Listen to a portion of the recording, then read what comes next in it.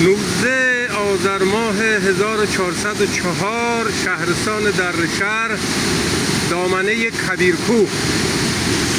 یکی از پدیده‌های زیبا و جذاب زمین شناسی، وجود فواره در این نقطه از کبیرکوه است.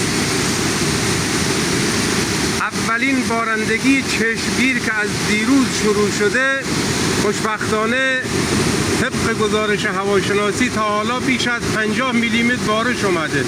نگاه کنید این رودخانه خروشان و فصلی آب چقدر گل‌آلوده، اما این فواره چقدر روشن، جذاب و زلال.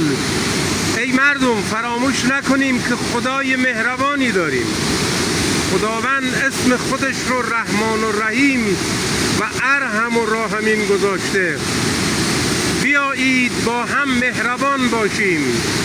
طبیعت قوانین بسیار پیچیده و حتی ناشناخته‌ای داره.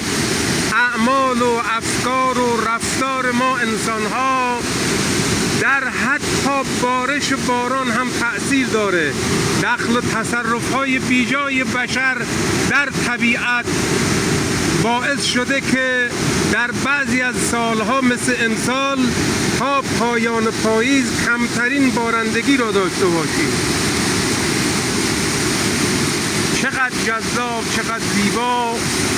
و این نوید رو من به همه همشهریان میدم که بله، بهار ما از همکنون شروع شده.